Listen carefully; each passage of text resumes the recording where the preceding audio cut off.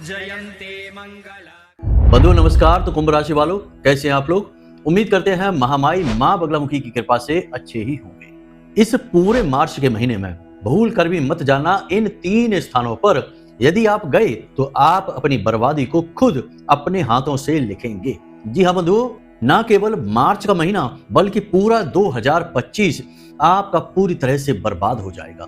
कारण इसका यह है कि कुछ बेहद ही शक्तिशाली ग्रह आपके पीछे पड़ जाएंगे।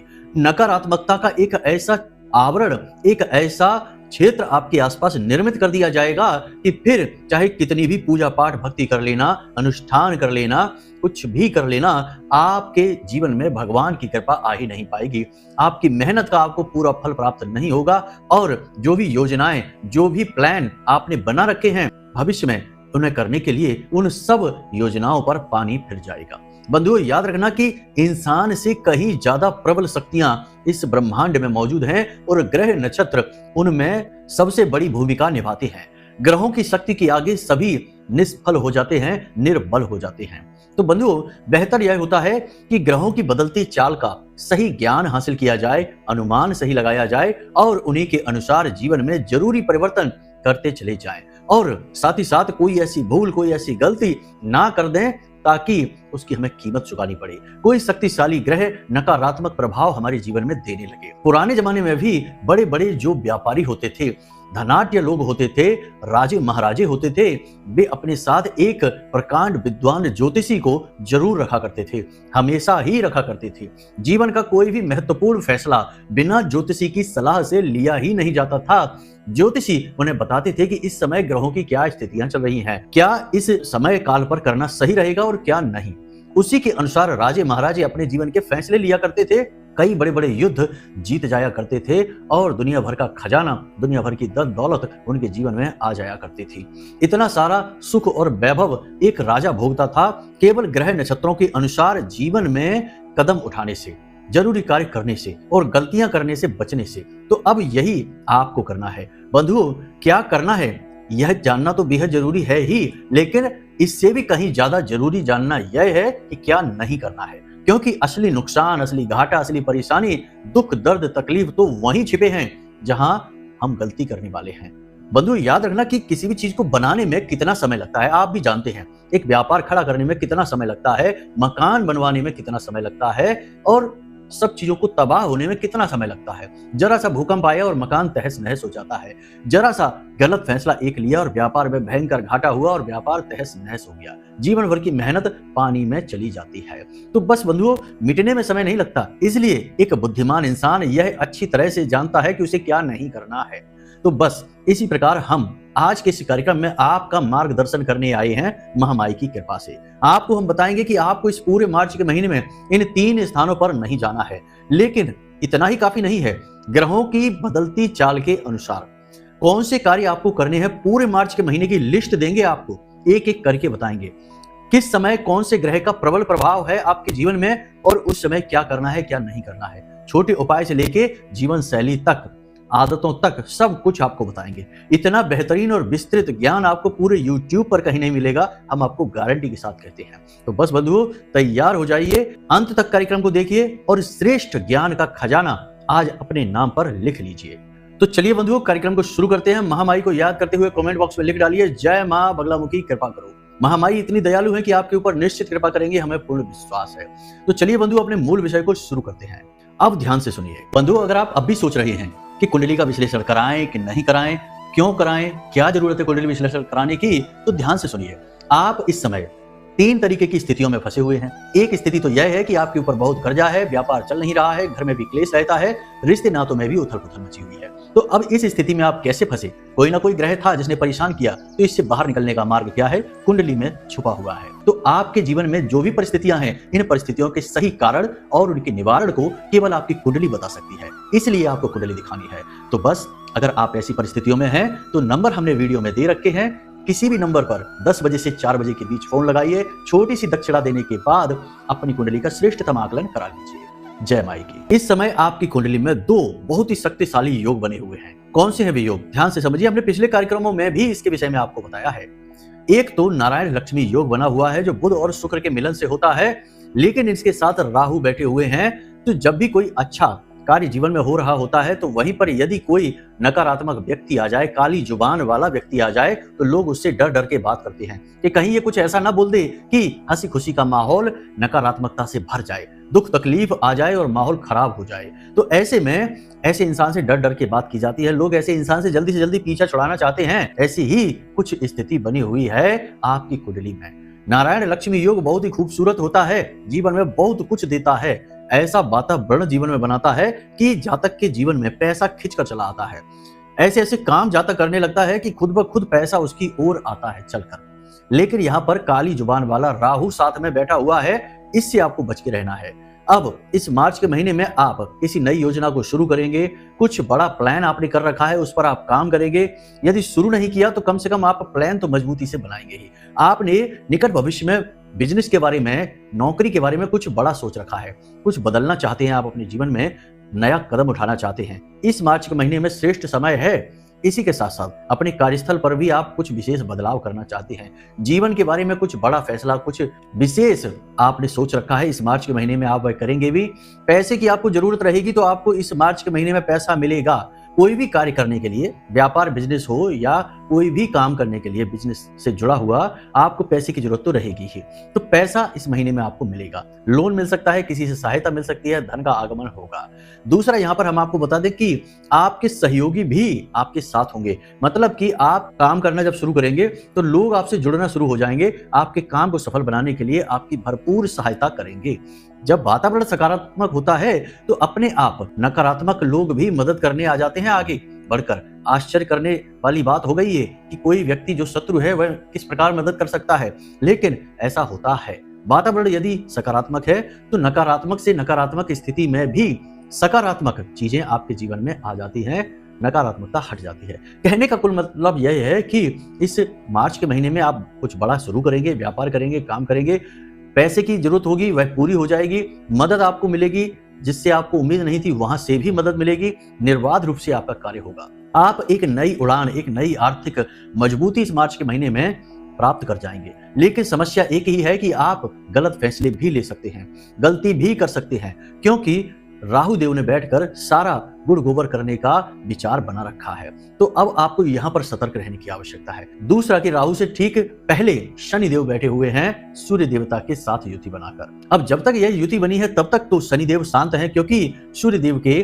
साथ होने की वजह से सौम्य हो जाएंगे। लेकिन जैसे ही यह युति टूटेगी, सूर्य देवता की शनि देव के साथ में शनि देव भी प्रबल हो जाएंगे और राहु की शक्ति कई गुना बढ़ जाएगी। यानी कि 14 मार्च तक आपको राहु से ज्यादा खतरा नहीं है, लेकिन 14 मार्च के बाद राहु से आपको बहुत अधिक खतरा है। 3 तरह से खतरा आपके पास आएगा। एक तो आपको पैसे की चोट, पैसे की हानि होगी, ये बात निश्चित है, लिख कर ले लीजिए। कोई लॉस हो जाएगा, कहीं कोई सामान आपका गुम हो जाएगा, कीमती चीज खो जाएगी आपकी, या आपका ही पैसा कहीं फंस जाएगा, अटक जाएगा। 14 तारीख के बाद की बात कर रहे हैं हम, उससे पहले की नहीं। दूसरा, आपके मान सम्मान पर भी हानि आएगी। राहु सूर्य देवता को भी ग्रहण लगा देते हैं और सूर्य देवता राहु के साथ बैठ जाएंगे 14 तारीख के बाद, यानी 14 तारीख को ही बैठेंगे, उसके बाद पूरे महीने बैठे रहेंगे। तो यहाँ पर आपके मान सम्मान पर नौकरी करने वालों को बहुत कठिनाई आएगी। दूसरा यह है कि आपको अपनी बात साबित करने में बहुत संघर्ष करना पड़ेगा। लोग आपकी बात समझेंगे नहीं, आपकी अच्छी भली बात का भी नकारात्मक मतलब निकालेंगे और आपको लांछन लग सकता है, आपके ऊपर कोई आरोप लग सकता है। कोई व्यक्ति ऐसा आ सकता है जो आपके ऊपर ऐसा आरोप लगाएगा, चाहे वह झूठा हो या सच्चा हो, लेकिन आपकी छवि वहां पर खराब हो जाएगी। तो इसके लिए सावधान रहने की आवश्यकता रहेगी आपको। मतलब कि 14 मार्च के बाद सावधानी अत्यंत आवश्यक है। तभी के लिए आपको ये सावधानी भी करनी है, यानी 3 स्थानों से आपको दूरी बनाकर रखनी है। लेकिन इन 3 स्थानों पर दूरी बनाने की बात आपको हम बताएं, उससे पहले हम आपको कुछ ऐसी ट्रिक दे देते हैं, कुछ ऐसी तरकीबें दे देते हैं, जिससे राहु का नकारात्मक परिणाम आपके ऊपर लगभग ना के बराबर ही रहेगा, आएगा ही नहीं। यही तो खूबसूरती है ज्योतिष की, कि जहां एक तरफ पीड़ाओं की बात की जाती है, तकलीफों की बात की जाती है, वहीं दूसरी ओर उपायों के माध्यम से उन पीड़ाओं को दूर करने की भी बात की जाती है। तो अब ध्यान से सुनिए, 3 तरह के कार्य आपको कर लेने हैं, आपके जीवन में राहु की तकलीफ समाप्त हो जाएगी। पहला कार्य यह है कि आज के समय में हर व्यक्ति मोबाइल चलाता है, आप भी चलाते हैं। अपने मोबाइल में इस पूरे मार्च के महीने में सरस्वती माता का वॉलपेपर लगा लीजिए। जब भी आप अपने मोबाइल को देखेंगे, आपको मां सरस्वती के दर्शन होने चाहिए। सरस्वती मां राहु की आराध्य देवी हैं। तो जैसे ही आप सरस्वती मां के दर्शन करेंगे, राहु सौम्य हो जाएगा, क्योंकि कोई अपने आराध्य का अपमान नहीं कर सकता है। जो आराध्य की पूजा करेगा, आराध्य के दर्शन करके उन्हें नमन करेगा, उसका सम्मान राहु को करना ही पड़ेगा। इसी वजह से शनिदेव की पीड़ाएं जब बहुत बढ़ जाती हैं तो भोले बाबा को जल समर्पित किया जाता है। वैसे तो हनुमान जी के उपाय लोग बताते हैं, लेकिन हम शनिदेव के उपाय के तौर पर भोले बाबा का उपाय बताते हैं कि भोले बाबा की सेवा करिए, क्योंकि भोले बाबा शनिदेव के गुरु हैं, आराध्य हैं। तो जब आप भोले बाबा की शरण में जाएंगे तो शनिदेव आपका बाल भी बांका नहीं कर पाएंगे। हनुमान जी के साथ तो शनिदेव का केवल सम्मान है कि शनिदेव की मदद की थी हनुमान जी ने, इसलिए सम्मान बस हनुमान जी के भक्त को शनिदेव परेशान नहीं करते हैं। वहां शनिदेव का कोई दायित्व नहीं है, लेकिन भोले बाबा के साथ शनिदेव का दायित्व है, क्योंकि शनिदेव भोले बाबा के शिष्य हैं। ठीक इसी प्रकार राहु की पीड़ा से परेशान व्यक्ति को सबसे पहला काम यही करना है कि उसे सरस्वती माता के दिन भर दर्शन करने हैं। दिन भर दर्शन कैसे कोई कर सकता है? मोबाइल में कर सकता है। पुराने जमाने में पर्स होते थे लोगों के पास, तो पर्स में तस्वीर लगवाई जाती थी। आज के जमाने में मोबाइल है, तो मोबाइल में तस्वीर लगा लीजिए माता सरस्वती की। पहला काम तो ये कर लीजिए। दूसरा काम आप ये करिए कि अपने घर के टॉयलेट पूरी तरह से साफ रखिए। नाम मात्र को गंदगी नहीं होनी चाहिए। जैसे ही गंदगी होगी, राहु नकारात्मक तुरंत हो जाएगा। तीसरा काम आप ये करिए कि अपनी वाणी को बिल्कुल ही शांत और बहुत ही सुलभ और सौम्य रखिए। मतलब कि अपनी वाणी से गलत शब्दों का भूल कर भी प्रयोग न करें, गाली गलौज तो भूल कर ही ना करें। साथ ही साथ कोई ऐसे शब्द न बोलें जो नकारात्मक शब्द होते हैं, जैसे कि आज का दिन ही खराब है, हमारी जिंदगी ही खराब है, हमने बहुत तकलीफें झेली हैं, हमारे पास पैसा नहीं है, हमारे पास ये नहीं, वो नहीं। इस तरीके की बातें आपको नहीं बोलनी है। जैसे ही आप ये बात बोलते हैं, आपका राहु नेगेटिव हो जाता है और एक्टिव हो जाता है। इसीलिए पुराने जमाने से लोग ये बात कहते चले आ रहे हैं कि कोई गलत बात अपने मुंह से मत निकालो, पता नहीं जुबान पर कब सरस्वती बैठ जाए। ये बात बिल्कुल सत्य है। आपने भी ये बात नोटिस की होगी कि आप दिन में बहुत सारी बातें बोलते हैं, और कभी कभी ऐसा होता है कि कोई एक आपकी कही हुई बात ज्यों की त्यों सत्य हो जाती है, सही साबित हो जाती है। तो आपको भी आश्चर्य होता है कि अरे, ये तो हमने अभी थोड़ी देर पहले कहा था, ये कैसे हो गया? ये यही है। राहु आपका एक्टिव हो जाएगा तो आपके जीवन में जो आपने नकारात्मक कहा था, उससे कई गुना बढ़कर नकारात्मक आपके साथ हो भी जाएगा। लेकिन यदि आप अच्छी बातें कहते हैं तो राहु पॉजिटिवली एक्टिव होता है और वह आपके द्वारा कही गई बात को सही साबित कर देता है। इसलिए अपने बारे में हमेशा अच्छी बातें कहिए, हमेशा शुभ बातें कहिए, नकारात्मक नहीं कहना है। एक छोटा सा किस्सा है कि जर्मनी का जो एक तानाशाह राजा था, जिसे हिटलर कहते हैं, उसके बारे में ये कहा जाता है कि वह बचपन से ही, जब वह बहुत छोटा था, तब से ही वह हमेशा अपने आप से यही कहता रहता था कि एक दिन मैं इस देश का राजा बनूंगा, एक दिन मैं इस देश का राजा बनूंगा। हमेशा वह यह पॉजिटिव बात अपने साथ कहता रहता था। हालांकि वह तो बहुत गरीब था, राजा बनने की संभावना ही नहीं थी, लेकिन उसने यह बात इतनी बार कही कि उसका पॉजिटिव राहु एक्टिव हो गया और उसे उस देश का राजा बना दिया, यानी जर्मनी का वह राजा ही बन गया।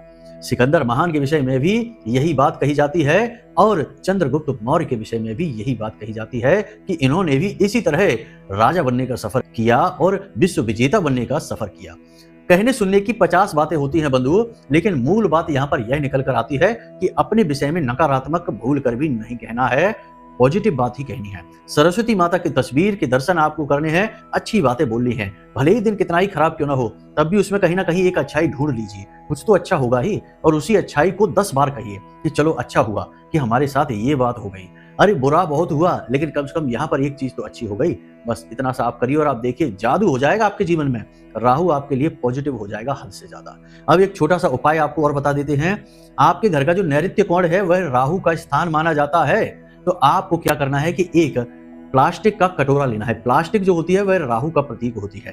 प्लास्टिक का एक कटोरा लेना है, कटोरे का रंग नीला होना चाहिए और उस नीले कटोरे में आपको नील भरकर रख देनी है। नील, जो सूखा पाउडर का नील आता है, उसे आपको भरकर रख देनी है ढककर, और घर के नैऋत्य कोण में जमीन पर उसे रख देना है।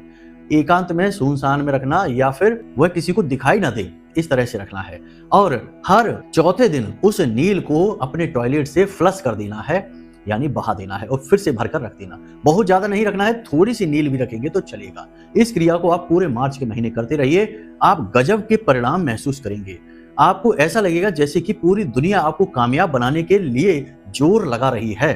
ये कहावत आपने सुनी ही होगी कि अगर दिल से कोई बात मान ली जाए तो सारी कायनात आपकी उस बात को सच करने के लिए जोर लगाती है, प्रयास करती है। ऐसा ही आपको महसूस होने लगेगा, क्योंकि आपने पॉजिटिव किया तो किसे किया? राहु को किया। राहु बहुत ही शक्तिशाली ग्रह है, पूरी ग्रहमाला में राहु का कोई तोड़ नहीं है।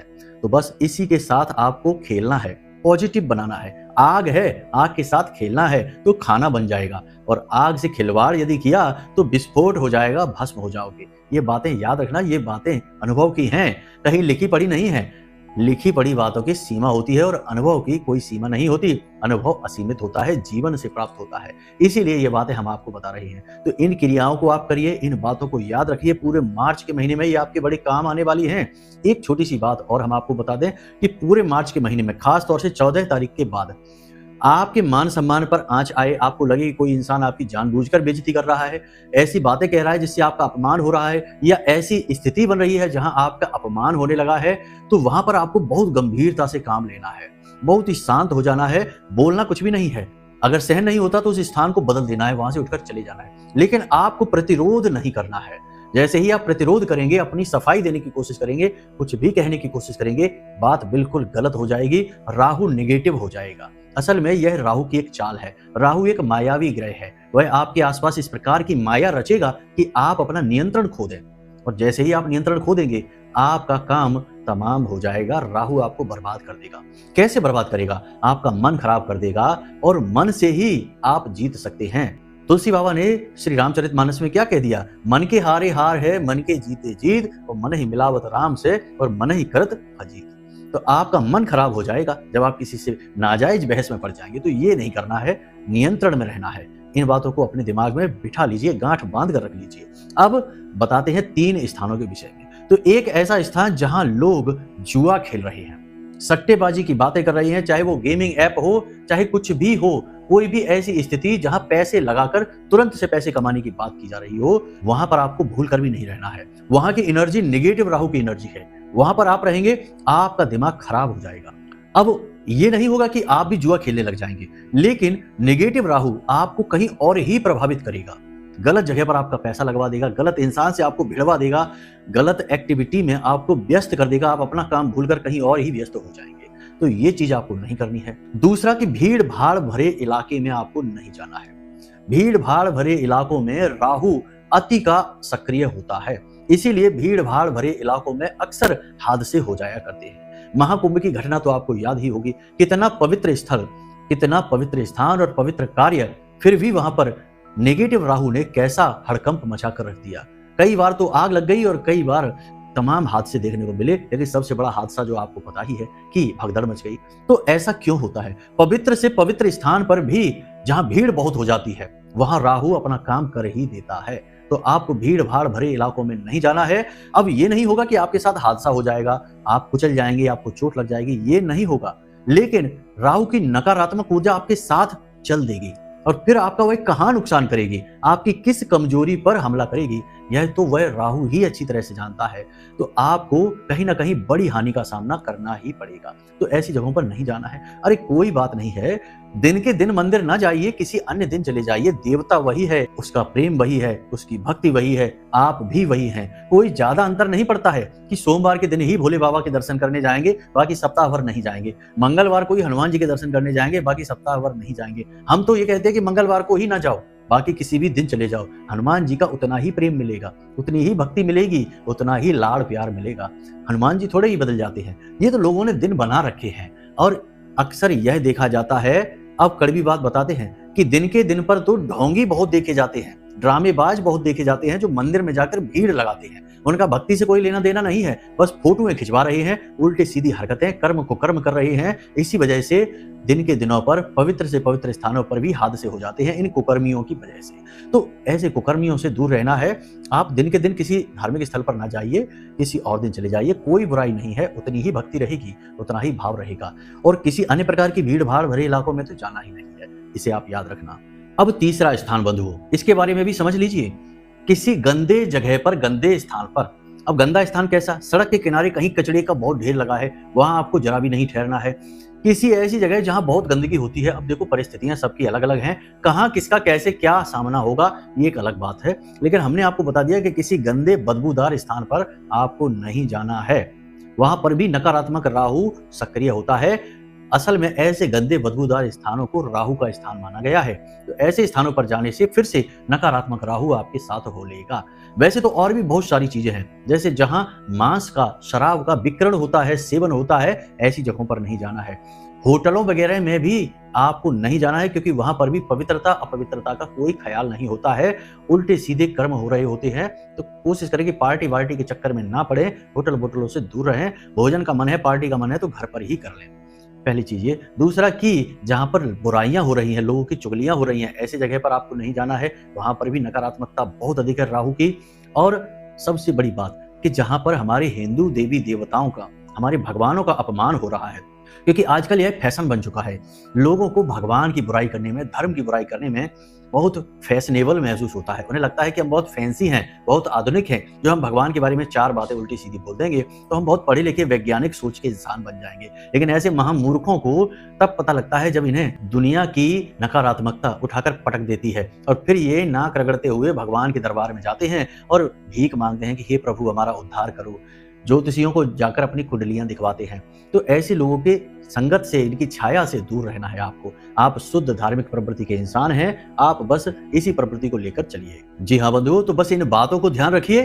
पूरा मार्च का महीना आपके लिए सोने की खदान जैसा काम करेगा, बशर्ते कि आपने इसका प्रयोग करना सीख लिया। समय और परिस्थिति की चाल के अनुसार जीवन में बदलाव करने सीख लिए। तो हमने सारी बातें आपको विस्तार से बताई हैं। अब बहुत सारी बातें और भी हैं बताने के लिए, लेकिन सब कुछ बताने चलेंगे तो कार्यक्रम 4 घंटे लंबा हो जाएगा। इतना धैर्य आज के लोगों में नहीं है। इतना सा ही कार्यक्रम देखने में लोगों को पसीने छूट जाते हैं। तो ये लंबी चौड़ी ज्ञान की बातें भला कौन सह पाएगा। असहनीय दर्द होगा लोगों की छाती में जब इतनी लंबी बातें हम करेंगे, 4-4 घंटे की ज्ञान की बातें।